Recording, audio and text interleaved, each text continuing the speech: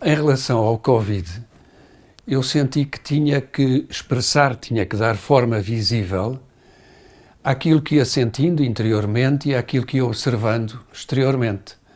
Ao longo de 2020, de março a dezembro, fiz 3 obras nas quais expresso a relação da humanidade com o Covid.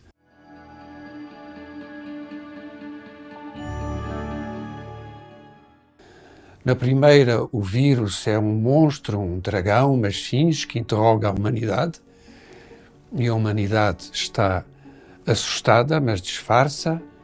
Na segunda obra, que é o tango da humanidade com o Covid, quis expressar essa contradança, os recuos e os avanços, as contradições e as explicações, e uma humanidade cada vez mais assustada e mais relutante, e um Covid cada vez mais monstruoso.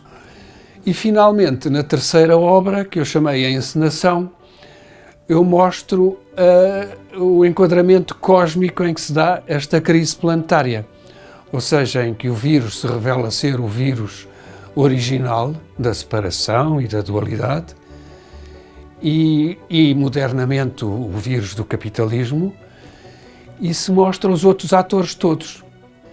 São marionetes tridimensionais que são usadas pelos artistas para desenhar o corpo humano, às quais eu dei uma máscara. E as máscaras são todas essas programações que as pessoas acreditam. Eu sou engenheiro, sou mãe galinha, sou diplomata, e são também arquétipos profundos, ou seja, energias muito profundas do inconsciente coletivo que querem vir à tona através da vida humana. E essas máscaras são também aquilo que representa para a humanidade a fase atual que o Covid impôs à humanidade, o uso da máscara. E as marionetes representam também o facto de nós verdadeiramente termos pouco livre-arbítrio nesta matriz energética tridimensional de espaço-tempo onde vivemos. Nesta primeira obra sobre o Covid, eu mostro à esquerda a humanidade, que é uma marionete do século XVIII ou XIX, e à direita está o Covid, que é um monstro, que é um dragão e que é sobretudo uma esfinge que interroga a humanidade, porque a humanidade está numa encruzilhada e, portanto, a esfinge faz-lhe as perguntas necessárias para ver se a humanidade quer evoluir ou não. E então a esfinge diz: queres evoluir? E a humanidade, ao mesmo tempo, com o olho esquerdo, olha para o dragão com ar muito assustado, mas com o olho direito olha para nós assim como se não ligasse, como se estivesse na maior. E diz: sim, sim, quero evoluir, mas quero levar os meus bens, diz ela. E vê-se que realmente ela ainda está apegada às coisas deste mundo. Vê-se ali, à esquerda, a arca, e o vírus diz-lhe: não podes levar nada para a próxima fase. E a humanidade continua a responder dizendo: ai, mas aqui eu quero levar o meu álcool, quero levar as coisas que me dão esquecimento de toda esta tristeza que às vezes nós vivemos. E o vírus de novo responde: não podes levar nada. E ela então diz: ai, a minha cabeça está muito emaranhada, o meu cérebro está muito confuso. E então a esfinge diz: o único preço a pagar para atravessares este rio, só tens que ter verdade e transparência. Ai, mas aquela morte assusta-me, aquela figura daquela morte assusta-me. E vemos esta pequena figura da morte que chama pela humanidade, que faz parte do contexto do Covid. E quem é aquele anãozinho? Pergunta a humanidade. Aquele anãozinho é Deus, que está no paraíso à tua espera. Não tenhas medo. Aqui nesta parte central em cima, temos a árvore da vida, que já foi partida ou cortada. E realmente a escolha que nós temos nesta encruzilhada é ou para a esquerda temos o caminho da terra queimada, cada vez com mais incêndios, com mais enchentes, com mais tornados, problemas ecológicos cada vez mais graves, ou temos a escolha verde, a escolha ecológica de mudarmos a forma de viver neste planeta para uma forma mais simples.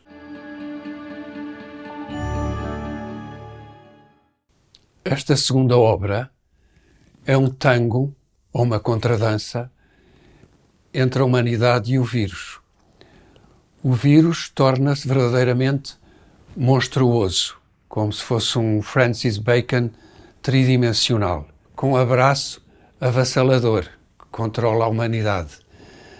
A humanidade tem um corpo que é como de um frango depenado, que está com pele de galinha, com o medo que tem em relação ao vírus, e tem uma máscara africana que mostra uma grande relutância e um grande medo em relação a esta dança. E porque é que é uma dança e uma contradança? Porque é aquilo que temos assistido, os confinamentos, os desconfinamentos, os desmentidos, as clarificações, o lavar as mãos, o limpar os pés, estas mudanças contínuas que tem havido de maior medo, menor medo, com mais variantes agora, com mais otimismo em certos países, outros menos. Portanto, este é o tango da humanidade com o vírus. A permanente incerteza. Vamos para melhor, vamos para pior, cada um tem a sua opinião. E este tango vai continuar por uns anos.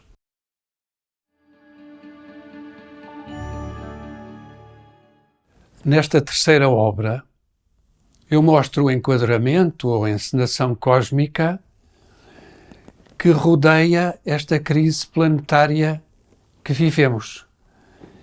E, portanto, incluo uma série de novos personagens para além da humanidade e do vírus, que está ali deitado como se fosse um presépio, como se fosse um menino Jesus, que é o centro de todas as atenções e que representa justamente, a nível já mais vasto, o vírus original da separação e da dualidade. Mas assusta também pelas suas possibilidades de se mudar, de fazer novas variantes, mas poderá ter até uma transmutação um dia mais positiva. Aquilo que é rastejante pode um dia tornar-se alado, porque toda esta encenação desta crise veio dar uma oportunidade ao planeta de evoluir em consciência. Da esquerda para a direita temos uma série de personagens. Um xamã é um mago branco que consegue mudar a realidade, consegue comunicar com o espírito e consegue mudar esta realidade aqui terrena. Ele tem uma série de ajudantes, porque ele veio cá com uma missão específica, e quando falo de ele, é coletivo. Ele representa toda aquela parte da humanidade que quer evoluir e que quer ajudar a que caminhemos para um mundo de maior verdade e transparência. E esse xamã tem uma série de ajudantes, desde os livros, um livro de Sá de Miranda, as crianças, os animais, uma fada que o ajuda a ligar-se à natureza, e tem até um pequeno monge budista que reza por ele e por nós e por toda a humanidade. Para além dos ajudantes e dos auxiliares, existe uma ferramenta, um instrumento que é o espelho, que é muito usado no xamanismo. Temos também a alma do mundo. A alma do mundo, que outros chamam Gaia, que outros chamam a Pachamama, e que é também o eterno feminino, está preocupada, porque já está aqui desde que este mundo é mundo, e está cansada com todos estes desmandos que a humanidade está a fazer. A queimada, que está muito má a todos os níveis, e, portanto, a alma do mundo veio primeiro fazer o diagnóstico e veio depois ajudar à cura. Quando a humanidade se curar, o planeta será curado e será esplendoroso. Em vez destas catástrofes ecológicas, poderá haver até uma sociedade em que a política e a economia não sejam precisas. Depois, temos aqui no centro o ego. O ego é um mecanismo coletivo que está em todos os humanos e que nos controla. E foi o ego que criou verdadeiramente não só o espaço-tempo, que temos aqui as redes com que ele criou esta matriz onde nós estamos, mas que criou o próprio vírus. O ego é o responsável por este vírus, porque se nós tivéssemos evoluído mais, não tínhamos de passar por isto. O que é que move o ego? É o poder, é o controle, é o desejo de ter mais e mais dinheiro, é o desejo da agressão, da guerra, de manipular os outros. E, portanto, aqui, nesta figura, temos imensas pistolas, por um lado, incluindo uma posicionada no lugar dos órgãos sexuais, que é justamente o ego da agressão sexual, do domínio sexual, do assédio, tudo isso está aqui. Por outro lado, temos a parte, que é a calculadora, que é essa necessidade de ter mais e mais dinheiro que está em todo o lado no seu corpo. Temos também aqui o microchip numa mão, que é o desejo último do ego, de controlar a humanidade toda por controle remoto. E temos também este elemento importantíssimo nesta figura, que é a vacina. A vacina, que aqui se vê no sítio certo, é um elemento do ego que vai dar muito dinheiro, que vai fazer rolar muito dinheiro e que vai ser aplicado às crianças, aos adultos, aos bebés, e é um elemento que devia ser muito bem pensado, porque estas vacinas, que são ainda experimentais, como se lhes chama, não devia sacrificar as crianças e os bebés. E o seu próprio filho, que vemos aqui embaixo, é educado desde criança para ser bélico. E as crianças são usadas neste planeta, as crianças e os jovens, como carne de canhão, porque os jovens são perigosos pela sua liberdade. Depois temos outro personagem muito importante, que é o deusa Shiva, que é o deus hindu da destruição, que veio precisamente para intervir neste momento, para destruir, e é o que estamos a assistir, é a destruição que ainda está a começar, para que algo possa nascer e ser recriado, uma civilização diferente. Shiva é como um buraco negro que a civilização, este planeta, está a atravessar para podermos chegar à Terra pura, a um buraco branco. Agora, temos vários personagens secundários. Temos primeiro aqui esta menina japonesa que diz que sim a tudo. E, portanto, faz parte dessa humanidade carneira, a humanidade massificada que vai dizendo que sim a tudo. E que seguem a linha oficial do storytelling, da história, que as elites que controlam este planeta vão contando. Não é um personagem principal, mas está embevecida com o herói, com o xamã. A seguir, temos aqui a Mama África, que está verdadeiramente assustada com o que se está a passar. É um ser que vibra muito, que sente o sofrimento desta humanidade e que se queixa de toda a seca que está a haver no seu continente, um continente que podia ser muito mais verde e de todo o sofrimento que poderia transformar-se em felicidade. E, portanto, a Mama África pede a Deus que intervenha para terminar com esta situação, este mundo injusto, onde só há muito ricos e muito pobres. Depois, temos o extraterrestre. Na verdade, são muitas raças de extraterrestres que estão aqui. Em princípio, estão só a observar e não intervêm muito. Mas a partir de um dado momento, as naves aparecerão para aqueles que as souberem ver e as pessoas encaminhar-se-ão. Umas serão evacuadas, umas serão levadas segundo as suas frequências vibratórias. Umas serão levadas para sítios de guerra, outras serão levadas para sítios de paz e evolução espiritual. O extraterrestre traz aqui o seu filho, que ele está a tentar proteger, que é um Teletubby, que é uma figura que influenciou o artista. Temos aqui a humanidade, que neste caso, como vimos desta encenação, se dividiu, ou seja, há uma humanidade que é representada pelo xamã, que quer despertar, quer evoluir em consciência. E há outra que nega a crise planetária e que só quer voltar ao antigamente, que não quer evoluir. E então este homem, que está aqui representado, mete a cabeça na areia para ver se nega tudo e para ver se não vai ver o horror que este vírus ainda vai trazer à Terra. Depois temos aqui esta marionete do teatro javanês, da Indonésia, representa, por um lado, uma espécie de uma mãe galinha ou controladora que usa os filhos quase como marionetas e que os educou desde muito cedo para usarem as máscaras da conveniência social. Por outro lado, representa também os mídia, que massifica as pessoas e depois controla, através de programas estupidificantes, controla a narrativa que vai conduzindo as pessoas, a narrativa oficial que as massas nunca põem, porque já foram massificadas, nunca põem em questão.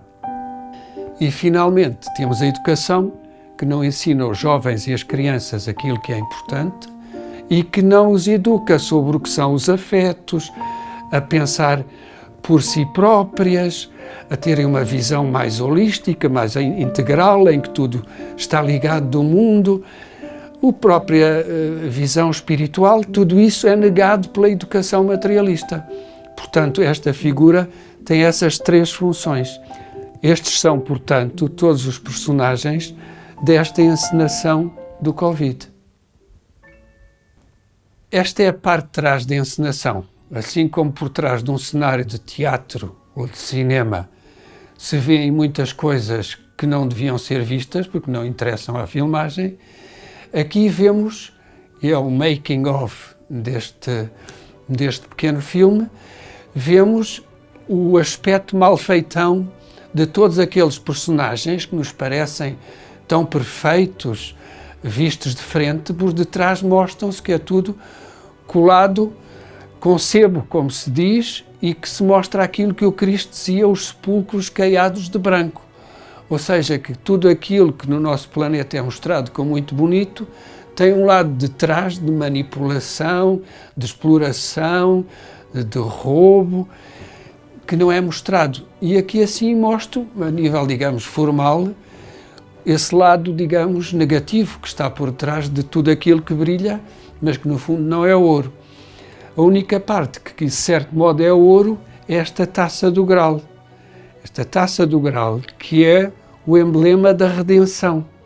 É a possibilidade que desça uma luz, chamemos-lhe assim em forma visual, do céu, e que ajude este planeta a uma ascensão, a uma transmutação. E isso é representado por esta taça do Graal, que representa a luz que vem de cima e é recebida por este elemento feminino para que haja transmutação.